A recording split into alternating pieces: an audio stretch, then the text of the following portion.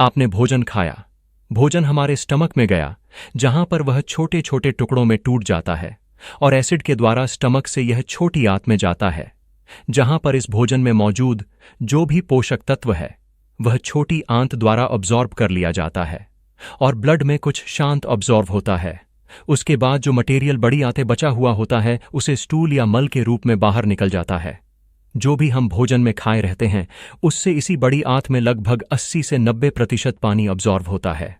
आपको पता है कि हमारा ये जो स्टमक है, स्मॉल इंटेस्टाइन है, और ये जो लार्ज इंटेस्टाइन है हमेशा एक वेव लाइक मूवमेंट करते रहते हैं जिसे पेरिल्स कहते हैं। असल में इन सब के अंदर ही अंदर सर्कुलर मसल और लॉन्गिट्यूड मसल से बने हुए लेयर्स होते हैं जिस पर नर्व आकर जुड़ी रहती है और ऑटोनोमस नर्वस सिस्टम से ये मसल्स कॉन्ट्रैक्ट होकर पेरिल्स का मूवमेंट करती है और इसी पेरिल्स के मूवमेंट से फूड हमेशा लगातार आगे बढ़ता रहता है और अंत में जाकर रेक्टम में जाकर इकट्ठा हो जाता है जिसे हम डिफेकेशन के थ्रू इवैक्यूएट कर देते हैं। अब देखिए, बड़ी आंत से जैसे मैंने बताया कि फूड से वाटर को ऑब्जॉर्व कर लिया जाता है, तो क्या होता है जब इसी बड़ी आंत से बहुत ज्यादा पानी सोख लिया जाता है तो जो मल बचता है वो बहुत ही कठोर सा हो जाता है। यही कठोर मल दरअसल बड़ी आंत के अंदर मूवमेंट नहीं कर पाता है जिससे बाहर नहीं निकल पाता है। इसी अवस्था को ही कॉन्स्टिपेशन या कब्ज के नाम से जानते हैं। कॉन्स्टिपेशन होने के दो कारण हो सकते हैं। नंबर 1, अगर लार्ज इंटेस्टाइन का मूवमेंट ना हो जो मल को आगे बढ़ाकर रेक्टम तक ले जाए, जो मल को बाहर आसानी से निकाल सके, या फिर जो मल लार्ज इंटेस्टाइन में है उसमें पानी की मात्रा इतनी ज्यादा कम हो जाए कि वह कठोर होकर एक जगह इकट्ठा हो जाए, बिल्कुल मूवमेंट ही ना करें। इन वजहों से कब्ज होता है।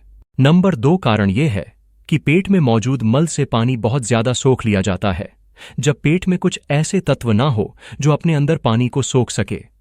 बड़ी आंत के अंदर तब क्या होता है कि ये लार्ज इंटेस्टाइन बहुत ज्यादा वाटर को सोखकर ब्लड के थ्रू शरीर में ले जाता है और कभी भी वाटर लार्ज इंटेस्टाइन में इकट्ठा नहीं रह पाता है।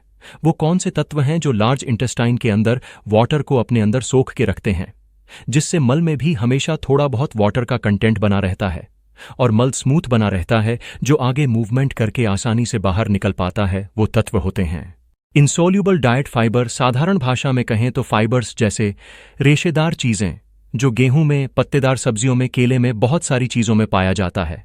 अगर वो आप नहीं खाओगे जो पानी को सोख कर रखता है आपके लार्ज इंटेस्टाइन में, तो आपको कब्ज होगा। या फिर कुछ ऐसे मेडिकेशन ले लो आप जो लार्ज इंटेस्टाइन से बहुत ज्यादा पानी सोख ले।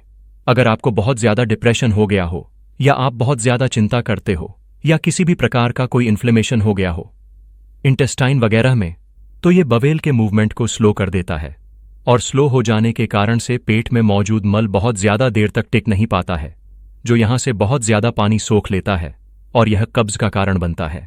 आपको बता दें, अगर किसी को हफ्ते में 3 बार से कम मल त्याग हो रहा हो तो उसे ही कब्ज माना जाता है। जरूरी नहीं है कि हर व्यक्ति को हर दिन मल त्याग करना ही है। ये कॉमन मिस कॉन्स्टिपेशन है। आपको बता दें कि जो भोजन आप खाते हो उसको पूरी तरीके से पचक मल में कन्वर्ट होने में 3 दिन का समय भी लग सकता है। हर फूड को नहीं, लेकिन मैक्सिमम लिमिट यही है। अच्छा खासा पानी पीकर, हमेशा फाइबर रिच फूड खाकर, टेंशन ना लेकर। और अगर कोई मेडिकल कंडीशन है जो बवेल मूवमेंट को स्लो कर रहा है तो उसको ट्रीट कराकर कब्ज से निजात पाया जा सकता है। लेकिन ध्यान रहे, जरूरी नहीं है कि आपको कब्ज ही है। ये कोई बीमारी नहीं होती है। ये बीमारी का सिम्टम्स हो सकता है या गंदी लाइफस्टाइल का सिम्टम्स हो सकता है। अगर किसी को कब्ज है, डॉक्टर ने यह पहचान लिया, तो लैक्सेटिव दवा लिखकर डॉक्टर इसको ट्रीट करता है।